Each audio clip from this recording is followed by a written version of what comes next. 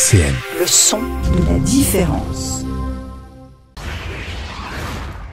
Salut à tous et bienvenue sur Grand Écran. On commence par une bande-annonce testostéronée. Quelle entrée en matière, dis donc. De toutes les blockbusters américains. On a du métal allemand et on va parler d'un réalisateur mexicain. Ouais. Car oui, c'était bon. la bande-annonce de Hellboy 2. Car on va parler donc de Guillermo del Toro. Tout à fait. Salut, J'ai mis Seb. du temps à trouver c'était quel film. Hein. J'ai rien dit vraiment. C'était compliqué parce que en plus toute la première intro sans les images correspond assez bien à tout ce qu'on va dire sur Del Toro. Oui, c'est oui. très intéressant. Et en fait, Puis c'est après, juste il y au a moment donné où il y a la voix de Ron Ver. La doubleur VF de Ron Perlman. Et si tu commences par moi. Incroyable. Et voilà. Incroyable.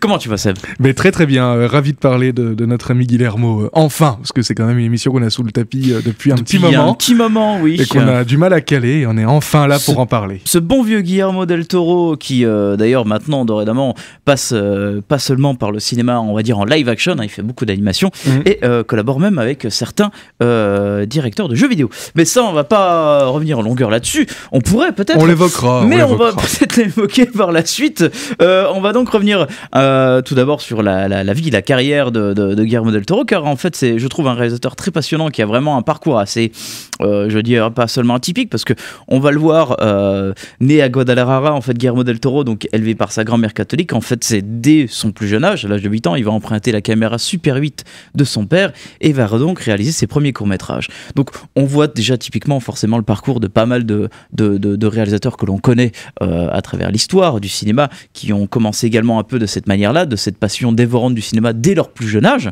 Mais c'est vrai qu'en fait, Guillermo del Toro, lui, va se concentrer forcément sur tout ce qui est le côté fantastique, science-fiction. Ça a été un énorme fan, notamment même de la littérature dès son plus jeune âge. Et ses tout premiers films, en fait, gamin, à 8 mm, en fait, il les faisait avec ses jouets de la planète des singes. Ouais, bah de toute façon, ça va être, on va le dire, notre réalisateur geek adoré, quoi, Guillermo del Toro, le préféré. C'est-à-dire qu'il a quand même cette culture, il est rempli de pop culture, ou en tout cas de pop culture des années 50, des années 60, etc. Il est nourri de ça, il est nourri de toutes les cultures, aussi bien occidentales que asiatiques, etc. Voilà, il y a vraiment un énorme bagage. Et très rapidement, comme tu dis, il s'équipe d'une caméra, il commence à faire ses essais et tout. Et il rentre par la porte du cinéma, mais pas du tout derrière la caméra. Oui, exactement, car donc il va étudier tout d'abord par l'Instituto de Ciencias, et en fait il va notamment rencontrer Dick Smith, qui est en fait un créateur de maquillage, d'effets spéciaux, très grand, notamment, donc il avait fait notamment Little Big Man, L'Exorciste, et il va devenir en fait son élève. Il va donc travailler comme maquilleur, spécialiste d'effets spéciaux pendant environ 10 ans, et donc il va créer même au tout début des années 80 sa propre société qui va s'appeler Necropia. Alors Dick Smith, grosse rencontre, et d'ailleurs on en reparlera plus tard, mais un des fondements en tout cas d'une partie de la filmographie de Guillermo del Toro, c'est des maquillages en effets pratiques, en tout cas qui existent vraiment. C'est peu d'effets numériques, vraiment beaucoup de marionnettes, etc. Il minimise généralement de la plus grande manière les effets numériques. Complètement. On reviendra dessus pour Hellboy par exemple, qui est en tout cas tout à fait impressionnant en plus et très important. Mais voilà, on parle d'un monsieur, comme tu dis, l'Exorciste. Il a fait Le Parrain, je crois qu'il a fait Scanners aussi derrière, donc vraiment des grands morceaux de maquillage qui restent vraiment ancrés dans l'imaginaire collectif de l'histoire du cinéma en tout cas. Et donc voilà, il commence comme ça, et puis va y avoir le moment où réaliser des films, ça va commencer à le titiller, le monsieur del Toro. Et oui, donc il va réaliser notamment certains courts-métrages donc dès les années 85. Il va notamment d'ailleurs être aussi cofondé un festival aussi déjà, notamment donc le International Film de Guadalajara, dont la première édition aura lieu en 86. Et d'ailleurs, c'est à cette époque qu'il va donc écrire et réaliser plusieurs épisodes, notamment pour une série télévision. En fait, ça va être le début de se tester derrière la caméra, avec la série qui s'appelle la Hora Marcada, qui est donc comme une espèce d'anthologie un peu dans la 4e dimension en fait. Et donc c'est à cette occasion, qu'il va rencontrer notamment d'ailleurs plusieurs de ses confrères, notamment Alfonso Cuarón et Emmanuel Lubezki. C'est à partir de 1993 donc qu'il va commencer à travailler sur son long métrage, qui va sortir son long métrage, son tout premier, Chronos.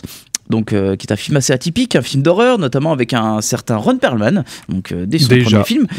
Et d'ailleurs, il va notamment remporter plusieurs prix, notamment donc, le prix Ariel, qui est l'équivalent des Césars du cinéma donc, au Mexique, et il va même être représenté à Cannes. Pas mal pour un début. Dès le premier film, voilà. Alors, le Cannes, je ne sais plus dans quelle sélection il était, mais en tout cas, voilà, déjà présent à ce moment-là. Et puis, Cronos, une ambition artistique déjà assez grande. Le revoir aujourd'hui, c'est quand même assez impressionnant de se dire que c'est un premier film de cette époque avec vraiment une ambiance, un mélange des genres déjà qui est là. Cronos, on est sur le mythe du vampire, mais vraiment très très très très très éloigné de tout ce qu'on connaît du vampire, avec plutôt un univers qui mêle déjà le gothique avec avec le monde technologique, je dirais. C'est ça, il a vraiment cet aspect en fait culture traditionnelle mexicaine, mais avec une vraie notion un peu presque Lovecraftienne en fait dès ses débuts, on peut le dire ça comme ça. Complètement. Et avec sous-jacent déjà une espèce de discours. Discours, le mot est peut-être un peu fort, mais en tout cas de présence de politique dans le film, mais qui est vraiment sous-jacent par rapport à l'imaginaire qu'il a envie et le monde fantastique qu'il a envie d'amener. Et qui verra plus tard, il va aller encore bien plus loin là-dessus, sur ses autres films. Notamment le labyrinthe de Pan. Notamment le labyrinthe de Pan, évidemment, oui. Alors, donc forcément un réalisateur qui commence à marcher, qui est mexicain donc, et il va être notamment adoubé par certains de ses pairs, notamment réalisateurs américains. Donc forcément, on se dit, il va tout de suite aller aux États-Unis, mais c'est ce qui va arriver en fait surtout par un concours, enfin par une circonstance un peu assez aussi dramatique d'une certaine manière, car en fait en 97, donc son père Federico est enlevé au Mexique et va être libéré contre une rançon, ce qui va donc inciter encore plus Del Toro donc à s'expatrier du pays. Et d'ailleurs, pour la petite histoire, il va bénéficier lors de cet événement de l'aide financière d'un certain réalisateur qui s'appelle James Cameron, qui va donc prendre en charge les frais notamment de négociation avec les criminels. Voilà. Et donc c'est à ce moment-là qu'il décide de partir du Mexique purement et simplement et continuer la carrière qu'on lui connaît à Hollywood. Voilà. Et avec James Cameron qui va rester très proche de lui comme même conseiller, comme en tout cas comme entretien particulier pour des conseils sur ses films, sur la manière technique de réaliser telle ou telle scène. C'est James Cameron notamment qui leur conseillera d'utiliser plutôt sur Hellboy, je crois. De choisir plutôt de faire en maquillage le personnage de Hellboy plutôt qu'en effet numérique. En effet numérique, exactement.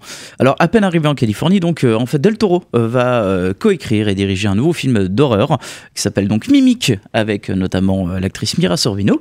Et dès lors, on peut vraiment le remarquer tout de suite dans ce film-là, et même déjà dans avant, il a vraiment un univers très singulier, très personnel en fait, et donc qui va correspondre en fait notamment sur, comme tu le disais en fait, garder cette petite touche politique ou ce contexte historique qui va forcément avoir une importance dans tout l'univers de l'œuvre du cinéma. Mais ne jamais le mettre au premier plan. Mais jamais le mettre au premier plan. C'est ce que l'on voit également dans Les Films du Diable, donc qui va donc réaliser en 2001, et il le part donc tourner en Espagne. Donc en plus, forcément pour un film qui se déroule donc de l'époque de Franco, donc là le contexte de la guerre d'Espagne, donc la guerre de 36-39, là il va donc jouer à fond les ballons là-dessus. D'ailleurs c'est un film qui est en partie financé, produit par un certain Pedro Almodovar, donc avec sa société El Deseo. Donc en fait c'est là où on voit que Del Toro en fait dès le départ en fait il a vraiment déjà, on va dire, une association assez chaleureuse autour de lui, qui lui permet en fait de se lancer, on va dire définitivement en tant que réalisateur, non pas de films, on va dire, comment dire, techniquement pas blockbuster, mais des films lambda, et aussi en tant qu'être auteur. C'est-à-dire que, mais rapidement, je sais même pas s'il se conscientise qu'il fait du cinéma d'auteur. Del Toro, en tout cas, il embrasse complètement la singularité et l'univers qu'il va emmener dans le film, ce qui fait qu'il peut être bien à Hollywood faire Mimic, qui d'ailleurs, il y a la fin du tout qui n'était pas du tout prévue à la base dans le scénario de Guillermo del Toro, où là ça part en explosion de partout, et c'est vrai que quand on le revoit ça détonne complètement avec le reste du film, un petit peu, complètement même, et ensuite il attaque à aller Chines du Diable, où on pourrait dire, bah voilà, produit par Pedro Almodovar, donc beaucoup plus dans un circuit de cinéma d'art et essai et d'auteur. Cela n'empêche que tu sens pas qu'il y ait dans Mimic ou Les Chines du Diable un investissement qui soit moindre dans l'un ou dans l'autre.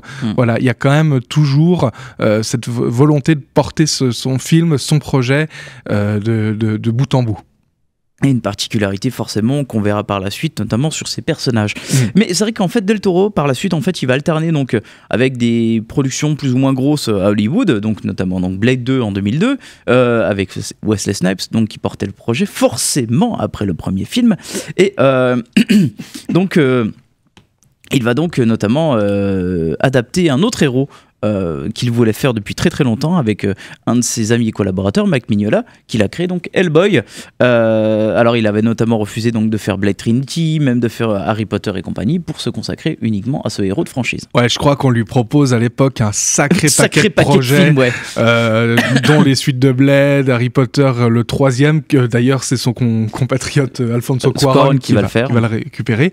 On lui propose Alien vs Predator aussi, enfin voilà, que des films à plus ou moins gros budget en tout cas, et lui non, comme tu dis, voilà, il va se concentrer, il va vraiment accepter et aller vers ce super-héros qu'il veut faire depuis un moment. Hellboy, quoi, voilà, on reviendra dessus en deuxième partie d'émission, mais qui comporte quand même sous couvert de blockbuster américain de super-héros beaucoup, c'est un film de Del Toro à part entière, quoi, voilà. Totalement, donc c'est vrai qu'en fait c'est un réalisateur qui, comment dire, arrive toujours à retomber sur ses pattes en fait. Alors c'est vrai qu'en fait on s'en rend pas compte, mais c'est un réalisateur qui a toujours eu pas mal de, on va dire, soit des problèmes financiers, des soucis pour toujours monter, faire ses films. Pour Hellboy par exemple, il a dû se battre avec les producteurs pour mettre Roll Perlman dans le rôle principal que personne ne voulait, parce que c'est pas un nom connu. Ils ont proposé énormément d'acteurs, c'était assez ridicule d'ailleurs. Del Toro le disait lui-même, ils ont aucune représentation, ils ne savent même pas de quoi parle le personnage, donc il part on va dire dans un vrai respect de l'œuvre de base, après pour forcément la réadapter. Mais c'est vrai qu'en fait donc c'est un réalisateur qui est toujours très intéressant, parce qu'en fait il va toujours vouloir on va dire s'afficher en tant que réalisateur qui arrive à avoir une percée hollywoodienne, mais aussi une certaine reconnaissance artistique. Et je pense que forcément la quintessence et la consécration, c'est avec le Labyrinthe de Pan, donc qui va retourner en Espagne, qui reprend encore une fois de plus le contexte de la guerre en Espagne, mais cette fois-ci avec un contexte un peu plus onirique que Les Chines du Diable. Ouais, bah selon lui, c'est vraiment la suite spirituelle de Les Chines du Diable, hein, le Labyrinthe de Pan. De toute façon, les deux films s'entrecroisent et sont presque jumeaux, mais oui, il revient à ça. Et ça lui offre vraiment en tout cas cette consécration dans le cinéma d'auteur. Il revient à Cannes, je crois qu'il remporte je ne sais plus quel prix il remporte, le Labyrinthe de Pan à Cannes, mais il est récompensé, en tout cas, énorme succès. Et moi, dans mon souvenir, les gens parlaient d'Hellboy, mais le Labyrinthe de Pan a vraiment placé le nom de Del Toro dans la tête de tout le monde, quoi. Ça a été avant, il y avait du public un peu plus de niche, fait forcément Chronos, Mimic, voilà, on est plutôt sur du public de cinéma fantastique, de cinéma de genre qui vont le voir. Hellboy, on y va, Blade 2, on y va, mais sans forcément faire attention au nom Del Toro qui est derrière. Et c'est le Labyrinthe de Pan qu'on vraiment, il y a la consécration de voilà, c'est ce monsieur Del Toro qui a cet imaginaire-là et cette singularité-là pour présenter, en tout cas pour faire du conte, parce que c'est un conteur, conteur avant tout, Guillermo Del Toro. Totalement un conteur. Et c'est vrai qu'en fait, donc par la suite, Del Toro, on le voit notamment avec plusieurs de ses collaborateurs et confrères, Iñárritu et Cuarón, en fait, on peut le dire, il constitue en fait finalement la seule génération de réalisateurs étrangers à s'épanouir et prospérer dans l'écosystème hollywoodien. Del Toro parvient finalement à maintenir ses choix, donc comme par exemple, comme je parlais d'Ron Perlman avec Hellboy, et il officie régulièrement comme consultant créatif dans pas mal de films que l'on a vu récemment au fil des années, notamment par exemple le Hobbit, qui notamment était en partie présenté pour le réaliser. Finalement, il va le laisser au créateur même du Seigneur des Anneaux, donc Peter Jackson, mais il va rester donc consultant créatif derrière. Même pour des films d'animation comme Kung Fu Panda, il a été consultant créatif pour ce film. Et en fait, il arrive toujours aussi, quand même, d'une certaine manière, dans ses propres films, à garder sa patte particulière, quoi. Ouais, complètement. Et puis, alors aujourd'hui, c'est plus vraiment le cas parce que c'est de plus en plus difficile en plus d'apporter des films originaux blockbusters. Mais c'était un des derniers avec son Pacific Rim, par exemple, qui ne sortait d'aucune franchise, qui était vraiment des kaiju plus des grands robots, quoi, tu vois. Et amener ça à Hollywood de manière vraiment premier degré et en y allant à fond comme il y a été, c'est le seul à le faire, quoi. Ouais, mais clairement.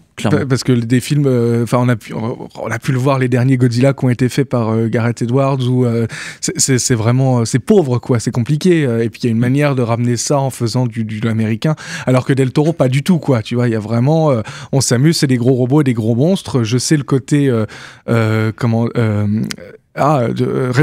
Comment ? Ah, mince.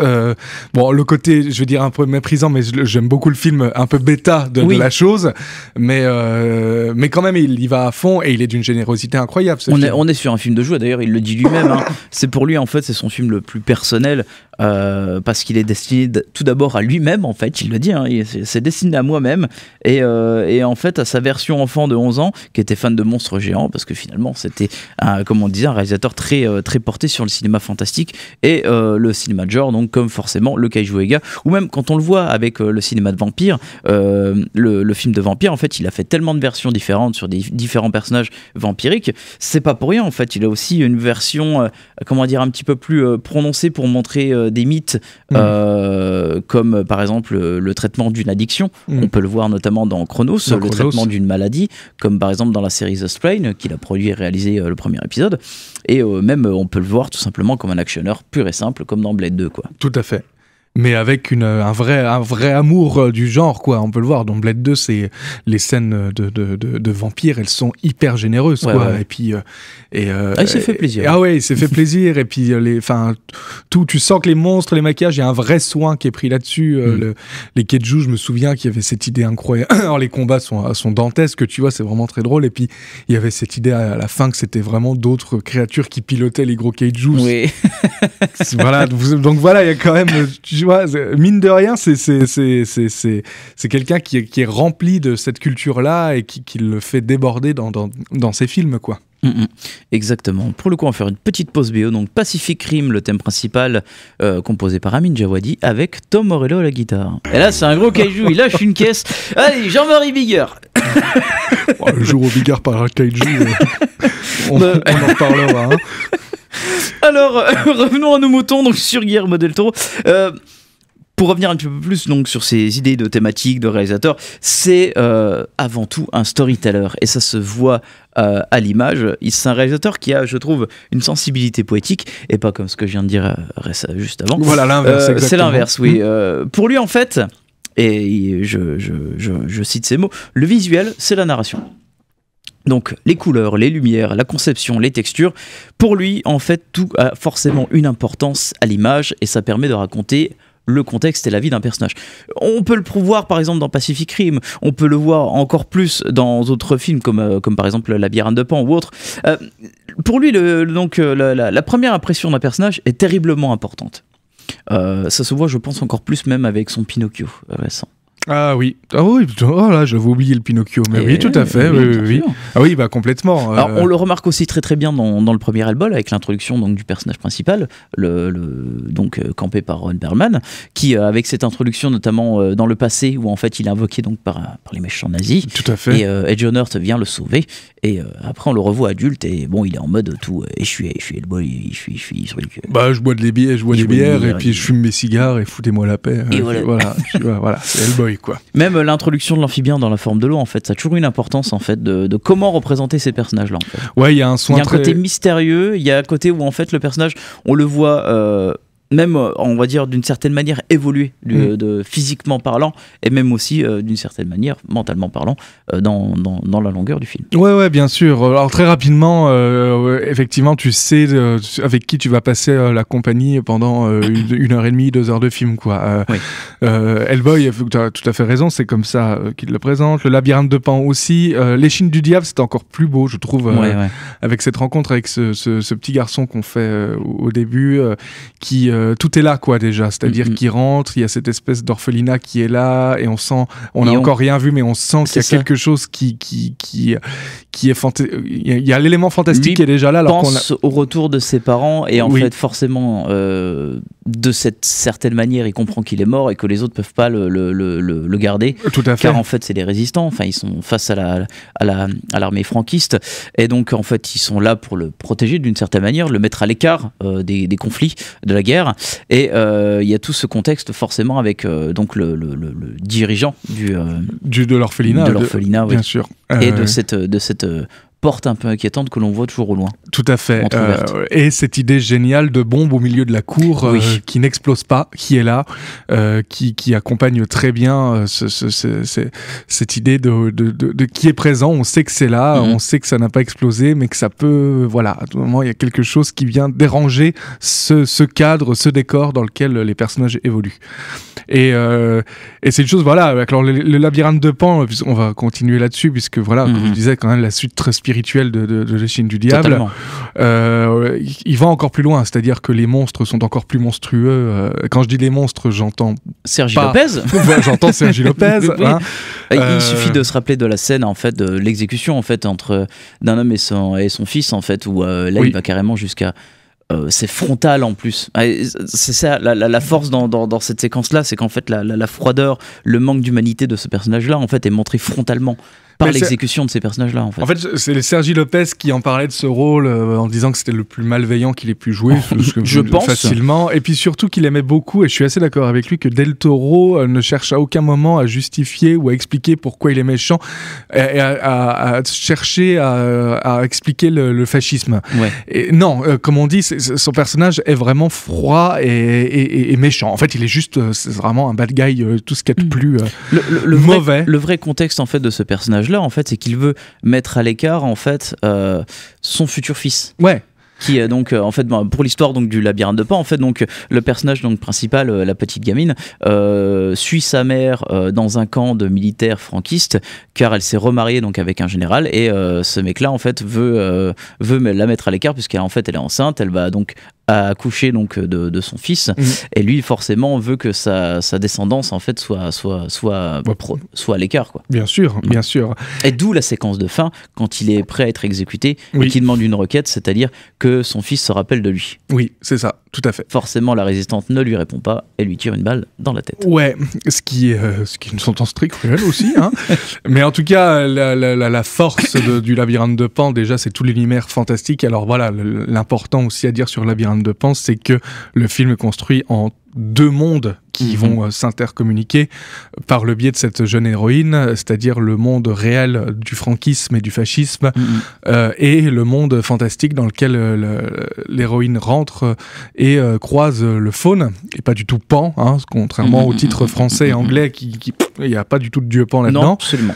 Le faune qui, lui, va lui dire des épreuves à passer pour pouvoir accéder au trône et devenir la reine de ce monde-là. Et l'intelligence que je trouve dans le labyrinthe de Pan, au-delà, comme tu disais, du traitement visuel des 2 mondes, qui est dans un travail de photographie magnifique dans les 2 cas, et avec des vraies créatures. On a Doug Jones qui est encore on va dire son mannequin à lui, voilà, qui revient dans quasiment tous ses films là, qui interprète le faune plus l'autre créature avec les yeux dans les mains. Les yeux dans les mains, ouais. Je sais comment s'appelle cette créature, l'homme pâle peut-être pas lui, mais en tout cas c'est ça, et de se dire que la dichotomie, l'espèce de paradoxe qu'il y a dans les personnages, ce sera dans le personnage du faune et pas du tout dans celui de Sergi Lopez, du général nazi, qui lui, il n'y a rien à sauver, quoi, vraiment. Non. Et l'ambiguïté, elle appartient au monde fantastique. Et voilà, alors Del Toro dit, c'est un film sur comment on fait des choix, comment comment et puis surtout là, ce que raconte Del Toro dans quasiment tous ses films, l'importance de l'imaginaire dans nos sociétés, quoi. L'importance de garder l'imaginaire. Et de garder l'imaginaire, c'est-à-dire c'est la fin du labyrinthe de Pan qui, même si elle meurt dans le monde réel, elle parvient quand même au trône dans l'arène, en devenant reine de ce monde-là.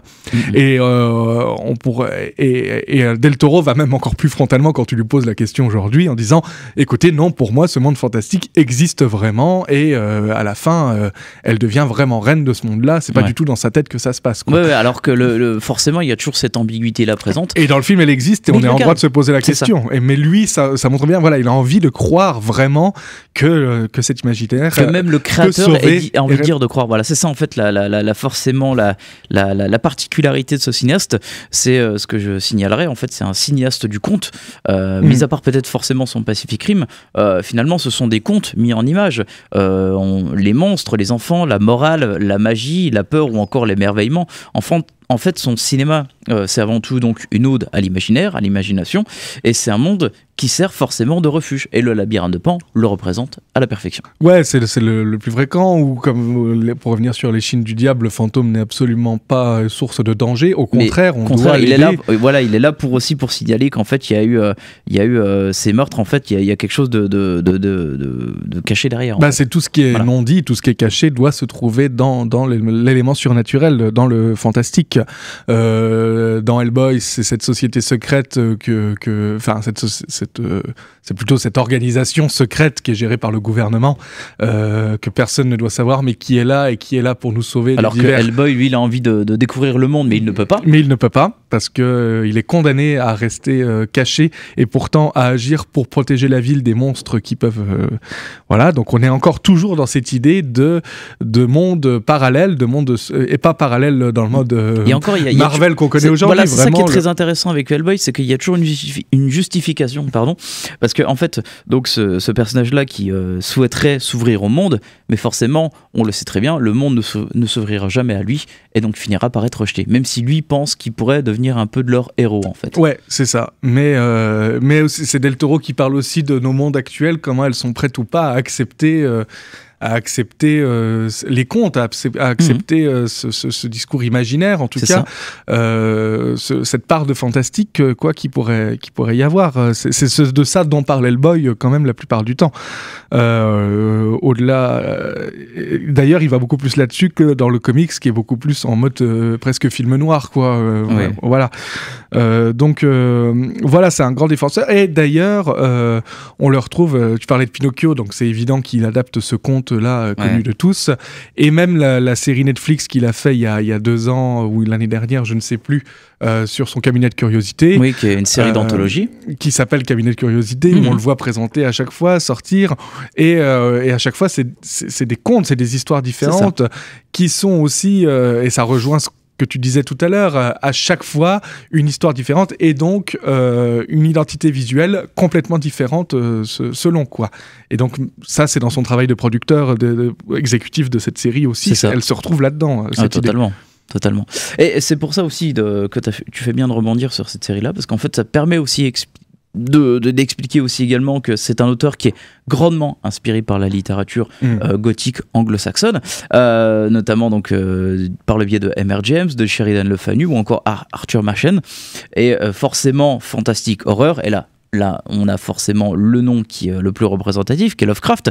Lui qui voulait faire une adaptation des Montagnes Hallucinées, qui après avoir vu Prometheus s'est dit on va mettre le projet un petit peu de côté.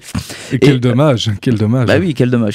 Et c'est vrai que quand on voit la plupart de ces films, donc comme on disait, donc L'échine du diable, mais encore même Crimson Peak, je pense qu'est le plus représentatif sur la littérature gothique, on a vraiment en fait tout cet aspect-là à l'image en fait. Ouais, et qui alors c'est marrant, moi c'est une partie là c'est bon, moi je suis moins fan de la dernière partie Oui, oui. de carrière de Del Toro. Crimson Peak, ça commençait déjà à faire un peu mal, mais À grincer des dents, on va dire. à grincer des dents, mais c'est parce que c'est l'approche numérique de tout ça qui me parle beaucoup moins. Mais il faut bien admettre que Del Toro, il va à 200%, et c'est-à-dire qu'il embrasse l'imagerie kitsch du gothique, il y va à fond dans Crimson Peak. Donc je peux pas lui enlever ça, quoi. C'est quelque chose qui me parle moins. Voilà, il y a quand même moins. Il y a ce rapport à l'artisanat qui est beaucoup moins là, et moi je trouve que là, ça fait vraiment très très défaut et très très académique dans la forme de l'eau, quoi, qui fait après. Où là, c'est à la fois presque un pardon pour Crimson Peak, je reviens du film de monstre. Il y a un peu de ça. Et en même temps, bah écoute, je me fais une auto-caricature du film de ce que je fais, et ça reste dans une enveloppe académique. C'est pas pour rien pour moi qu'il a remporté l'Oscar du meilleur film. C'est tout à fait. C'est peut-être son film le plus académique. Ouais, Mais complètement, quoi. C'est vraiment, tu remplaces la créature sous-marine par un mec. Je veux dire, il a rien inventé, quoi. Vraiment, c'est voilà. Mais c'est fou parce qu'en fait, de 2013, on a donc Pacific Rim. Après, il passe par Crimson Peak. Juste après, donc il fait La Forme de l'eau en 2017. Ouais. On est quand même sur des univers extrêmement éclectiques, en fait. Complètement. Ouais, complètement. Et puis son dernier en date, Nightmare Alley, qui lui. Enfin, en live, hein, parce que après, il y a eu Pinocchio en 2023. Ouais, mais il était avant Nightmare Alley. Nightmare Alley, ouais, c'est 2021. C'était 2021. Où là, celui-là, à la revue critique, on avait dit tout le mal que j'en pensais, en tout cas. C'est pas son meilleur, oui. C'est pas son meilleur. Bon, après, Jonathan serait là, il nous dirait qu'il a beaucoup aimé parce qu'il l'a vu en noir et blanc, et que c'était encore une autre expérience. Ce que je veux bien croire, parce que mon principal reproche était la photo de ce film. Ouais. Et du coup, je veux bien le croire, mais en tout cas, Nightmare Alley, là, c'est le film. Aucun élément fantastique n'est dans le film, quoi. Oui, et vraiment, c'est du film noir, tout ce qu'il y a de film noir. C'est un remake d'un film noir. Ouais, c'est un remake. 30, mais je veux dire, il y a aucune créature, et la seule place qu'il y a à l'imaginaire, c'est le fait que Bradley Cooper est un menteur et qu'il crée des personnages, il crée des mondes pour pouvoir s'en sortir. Mais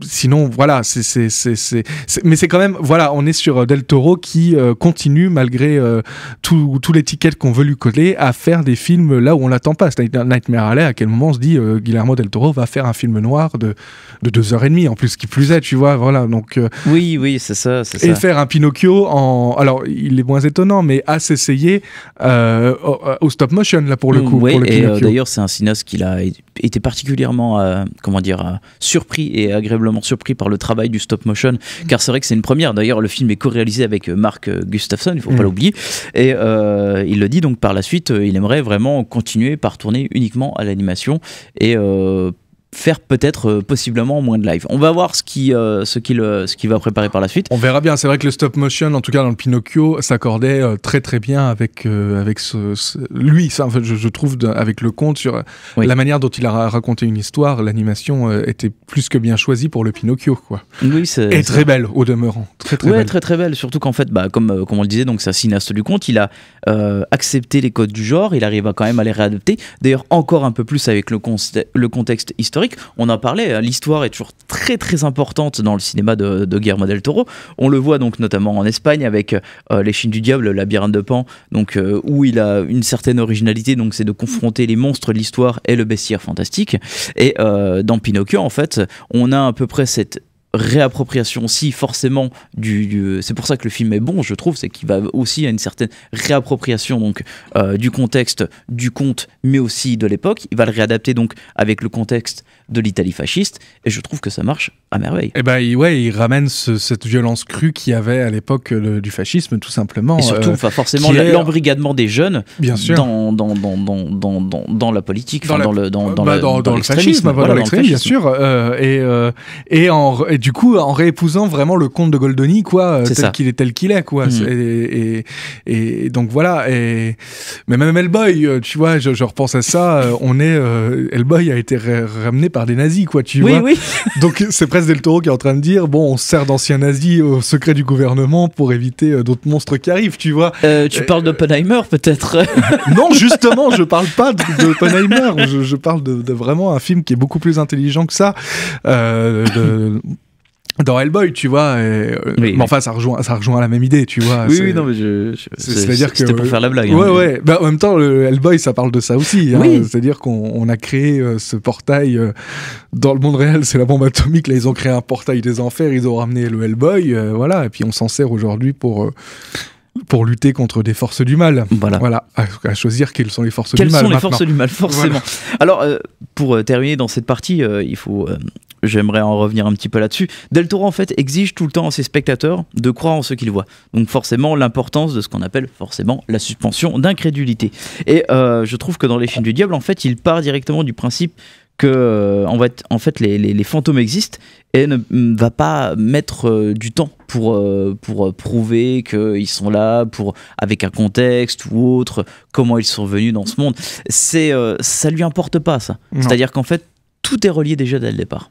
Et en fait, ils sont là, ils sont présents, on va pas lui raconter une histoire derrière. Non, et puis il y a surtout un élément très important, en tout cas dans la plupart de ces films-là, c'est qu'il y a la figure de l'enfant qui est très importante. C'est-à-dire que comme l'imaginaire passe forcément par le regard de l'enfant. C'est le regard de l'enfant, et en plus, ça lui permet très intelligemment en fait, toujours de contraster avec le regard de l'enfant face à la violence humaine, face à la violence adulte. Et ça, forcément, c'est encore plus évident avec le contexte historique dans tous ces films. Mais c'est parce que l'enfant croit à cet imaginaire-là qu'il va pouvoir s'en servir, combattre le monde réel, en tout cas y survivre. C'est le cas de Les Chines du Diable, c'est le cas de cette séquence dans Pacific Rim où le héros, on le revoit enfant, et la première gamine, fois qu'il est... l'héroïne, quand elle est confrontée au kaiju, c'est quand elle est enfant et qu'elle voit ça devant elle, et c'est ce qui va lui permettre ensuite d'aller vraiment les combattre. Tout le cadre est tout comme Pinocchio, quoi, qui alors c'est encore particulier parce que Pinocchio il n'a pas encore le même caractère. En fait, il a la naïveté et puis surtout il a cette particularité qu'a le personnage de Pinocchio, c'est-à-dire d'être un gamin hyper violent dans ses mots, quoi. Tu vois, vraiment d'être assez méchant sans s'en rendre compte. Mais en fait, il va découvrir ce que c'est être humain. Donc, c'est-à-dire que la compassion, l'amour, la méchanceté. Oui, et de retrouver quelque part l'enfant qu'il n'est pas, en fait. Voilà. De toute façon, c'est tout le mythe, il veut devenir un vrai petit garçon, quoi. C'est exactement ça, quoi. Mais voilà, il y a quand même la figure de l'enfant, elle est hyper importante et elle permet, comme tu dis, de faire la médiation entre nous spectateurs et l'élément fantastique auquel on va croire. Et parce que ça passe par le regard de l'enfant, alors on est plus amène de rentrer dans cet imaginaire qui veut nous amener. Exactement. Et pour le coup, donc, on va faire une pause BO qui correspond parfaitement bien là-dessus. Blade 2, Right Here, Right Now, de Ice Cube. Yo, bienvenue sur Radio Nu Metal. Les enfants, donc. Voilà. Les enfants, donc. Il faudrait faire une émission sur les BO de Guillermo del Toro, quand même. Ils sont incroyables. Ouais, mais ça, tu vois, c'était le... Alors, je pense qu'en plus, pour ce film, il faudrait que je me rappelle, mais il faudrait que je retrouve. Mais il faut pas l'oublier que, on est en 2002. Donc... tu trouves que ça sent les années 2000? Moi, je vois pas de quoi tu parles. Limp Bizkit était déjà pris pour Mission Impossible 2, le vrai. On va faire appel à Paul Unkelfield et tu vas faire un remix d'un morceau de Ice Cube et c'est parti. C'était comme ça, Blade 2. Écoute, voilà. Oui, mais c'était cool, Blade 2, voilà. Il est cool. Il est cool, et en parlant de cool, on va faire un petit tour de table. Donc finalement, quel film de Guillaume du Toro t'aimes le plus? Guillaume du Toro, j'aime le plus. Pris au dépourvu comme ça. Oui, quand la vie suis venue. Écoute, je pense que je vais dire Le Labyrinthe de Pan, bien évidemment. C'est-à-dire que pour moi, c'est l'apothéose de tout ce que j'aime chez Del Toro, et je pense que c'est le cas de beaucoup de monde. Comme on l'a dit, cette dichotomie entre le monde dur, réel, l'imaginaire du conte est poussé à son paroxysme. C'est le film, je trouve, qui l'émotion est la plus forte, en tout cas, dedans. Même si j'aime énormément Les Chines du Diable aussi. Oui, aussi. Pour son esthétisme surtout, moi les plans de Les Chines du Diable, je trouve ça dingue à chaque fois que je le revois. Les plans de nuit même. Mais complètement. Et puis il y a un travail sur l'architecture dans le film qui est hyper belle. Beau, pardon, mais Le Labyrinthe de Pan va beaucoup plus loin dans tout ça aussi, et voilà, et c'est un film qui me fait passer par beaucoup d'émotions, et puis surtout qui, quand il convoque l'univers imaginaire, ça pourrait faire un film juste là-dessus, tu vois, tellement c'est riche et tellement ça nous fait... c'est-à-dire qu'à chaque fois qu'on revient dans le monde réel, moi, mon cerveau, il est toujours, mais alors, qu'est-ce qu'on vient de voir? Mais alors, et ton cerveau, il continue d'imaginer d'autres choses que t'as pas forcément vues à l'écran.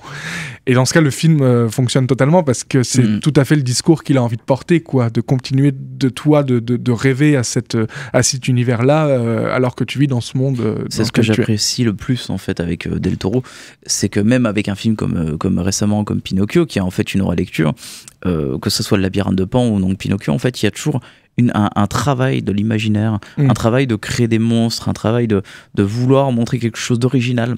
Qui sort donc forcément de l'ordinaire, alors qui va toujours épouser ce qu'il s'inspire. C'est comme Pacific Rim avec Gundam et compagnie, il le dit lui-même, hein, c'est énormément inspiré de tout ce qui est robot japonais et compagnie, mais il a toujours cette volonté de toujours montrer une certaine vision personnelle. Et c'est ça que j'apprécie le plus chez ce bonhomme. Ouais, qui continue encore de le faire aujourd'hui, quoi. En tout cas... Surtout dans un monde où Hollywood ne fait que des remakes, ou ne fait que des films que l'on a déjà vus, qui sont déjà écrits de la même façon. On a toujours le même Tom Cruise, enfin voilà, quoi. Et c'est pour ça qu'on a cet attachement à Guillermo del Toro aujourd'hui aussi, c'est-à-dire que quand bien même malheureusement Nightmare Alley par exemple s'est complètement fracassé au box-office, voilà, ça ne marche pas pour lui, ça n'a pas marché. En même temps, voilà, les films noirs 2h30, c'est compliqué aussi, et je parle pas de la qualité ou pas de ce qu'on en dit, le projet en tant que tel est compliqué, mais c'est quand même quelqu'un qui est passé par et qui est encore dans la machine hollywoodienne. Oui. Et qui continue à essayer de se battre pour créer ses propres projets qui lui sont singuliers, qui sortent de toute franchise. Et quand bien même il ferait une franchise, il nous a montré avec Hellboy ou Blade 2 que c'est tout à fait dans ses cordes. De créer même une franchise, puisque Hellboy, ça a été... il a créé la franchise, mais Blade 2, il l'a repris en cours de route. Alors c'était pas du tout le Marvel qu'on connaît aujourd'hui. Mais ce serait pas impossible. Et puis surtout, il arrive à aller un peu à... Voilà, c'est quelqu'un qui arrive à s'adapter et aller à droite à gauche. Il est passé dans l'animation avec Netflix. Il est allé dans le jeu vidéo avec Hideo Kojima pour son Death Stranding. Et avant, il devait faire le Silent Hill. Silent Hill. En tout cas, c'est pas quelqu'un qui est avare en projet et en idée de projet, donc je pense qu'il trouvera toujours de quoi faire, de quoi travailler, en tout cas. Mais c'est pour ça qu'on bien même que ces derniers nous laissent un peu plus froid, en tout cas moi, cela n'empêche que j'ai toujours hâte de savoir quel sera le prochain film, série, projet de Guillermo del Toro. Exactement, je suis absolument du même avis, et je trouve qu'en fait, voilà, ça a toujours été un réalisateur qui va toujours quand même proposer toujours quelque chose de très différent. Par exemple avec Les Chines du Diable, forcément, où il va donc reprendre le contexte du film de Maison Hantée, qui va épouser le point de vue des fantômes. On a Mimic, qui est un peu plus ou moins une relecture du Frankenstein, avec la créature qui se retourne contre son créateur. Mais c'est un cinéaste en fait qui a deux contrastes. Il y a la sensibilité et le divertissement. Si je dois choisir le divertissement, je vais prendre Pacific Rim. Pourquoi ? Parce que je trouve que finalement c'est un film de jouet par excellence. C'est un film qui me ressort en enfance, c'est un film qui me redonne l'envie de regoûter à voir des films de monstres, à revoir des films de kaiju, des Godzilla, des Gamera et compagnie. Et c'est un film qui va réussir à se réapproprier le principe du kaiju Eiga, donc le film de monstres. Et dans Pacific Rim, il embrasse les codes du genre, c'est-à-dire qu'il va donner des noms monstres, il va montrer que l'homme est responsable aussi en partie de l'apparition de ces monstres, et il va travailler sur l'échelle des plans, et ça c'est très très important. C'est une chose que a du mal à faire notamment la franchise Godzilla de Legendary, et c'est sa force. Et ce que je trouve qui est très intéressante et qui montre à chaque fois que même quand il fait des gros blockbusters comme cela, il va pas épouser toujours les contextes et les réappropriations et les problèmes de relecture qu'on a l'habitude de voir à Hollywood. C'est genre à la scène de fin dans Pacific Rim, où les deux héros, le personnage donc de Charlie Hunnam et l'actrice asiatique, j'ai oublié son nom, où à la fin on les voit se regarder droit dans les yeux, on se dit oh là là, ils vont s'embrasser comme dans n'importe quel film lambda et compagnie. Non, ils se prennent dans les bras parce qu'il y a un contexte juste de libération. Eux, ils viennent de vivre de deux traumatismes. L'un a perdu son père, l'autre a perdu donc toute sa famille auparavant et a décidé de se venger des kaiju et a reperdu son père adoptif qui était donc Idris Elba. Oui. Et il y a ce contexte en fait de libération, de soulagement. Ouais, et puis de se dire que la finalité de tout ça, c'est qu'ils sont pas prêts à être en couple, Non. ils sont prêts à être partenaires. Ils sont prêts à être partenaires, parce qu'en fait, le principe de Pacific Rim, c'est d'être à deux pour se battre. Complètement. Il y a toujours une certaine dualité là-dessus qui est très très forte. Et c'est pour ça aussi que c'est un film que j'apprécie beaucoup, qui va vraiment au fond des choses, en fait. Et qui est hyper généreux aussi. Bah oui, la générosité, comme je disais, on est dans le vrai divertissement. Et quand on voit un robot prendre un paquebot et défoncer un kaiju, je suis désolé, hein, mais moi, il m'en faut peu. Et forcément, par la sensibilité, je vais rejoindre ton propos sur le labyrinthe de Pan, qui forcément la quête de contes de fées du contexte particulier se déroulant en 44, avec forcément.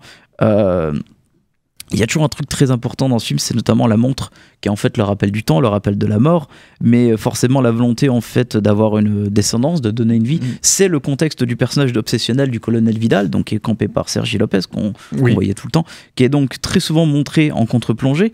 En fait, il est toujours propre sur lui-même. En fait, on est vraiment sur une vision d'Eros et Thanatos, c'est-à-dire l'attirance et la mort en fait, sur ce personnage. Ouais, et c'est ça qui est en fait déroutant envers ce personnage et qui est fascinant aussi à travers ce. Je pense que c'est pour ça aussi que Sergi Lopez a voulu faire ce film. Ouais, complètement. Mais c'est marrant là, du coup, tu reprends un autre thème qu'on aurait pu développer sur le temps, quoi, dans les Chronos, déjà. Chronos, c'est typiquement ça. Comme tu dis, le personnage de Sergi Lopez et Pinocchio, un des gros discours, c'est sur le temps qui passe et qu'on ne peut pas rattraper, et le fait que le film se termine comme ça sur en fait j'ai pas gagné par rapport au temps, ils m'ont enlevé les êtres que j'aimais. Voilà, et ce n'est pas pour rien aussi que les personnages fantastiques les plus représentés dans ces films sont des personnages intemporels, que ce soit les vampires ou les fantômes. Complètement. Ou même Hellboy, quoi. Il y a quand même et c'est il y a quand même un rapport au temps, et ce qui fait que même lui, quoi, tu vois, il y a quand même cette boulimie même de projet. Et cette volonté de forcément de pas montrer que les monstres forcément sont les menaces principales, mais aussi que le monstre peut être l'homme lui-même. Avec quasiment jamais les menaces principales. Cette façon en fait de toujours de représenter en fait le mal institutionnel, donc comme le fascisme dans tous ces films. Quoi. Complètement. Voilà. Pour le coup, donc on va faire une pause. On va terminer l'émission. Voilà, j'allais continuer. On fait une émission de 2 heures finalement. En fait, donc on va terminer là-dessus avec un morceau tout gai de Labyrinthe de Pan, car c'est un film que forcément on adore et on a envie de revoir et de revoir encore, bien évidemment. Merci Sébastien pour cette émission. Et on revient donc la semaine prochaine pour un tout autre sujet. Ciao à tous. RCN, www.rcn-radio.org